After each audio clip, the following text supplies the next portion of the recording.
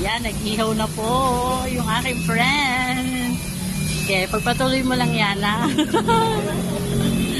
Yan, nandito kami sa upa. Yan, nag-ihaw-ihaw. Busy-busy si Madam. Hi, Jo. Kamusta ang pag-ihaw? Joy. Yan yung mga kinuha namin pagkain. Mamaya magde-dessert kami tsaka magpuprutas. Ayan, ang binili namin drinks, pineapple tower. Ewan ko, sabi niya, paano doon namin ubusin yan? So, pipilitin po namin ubusin yung ano na yan, pineapple juice sa tower. Ayan. Ang mga in-order namin pagkain, mga pinagkukuha namin sa buffet. Ayan, Lara guys, tayo mag-samyup. Nasunog na po yung kanyang iniihaw.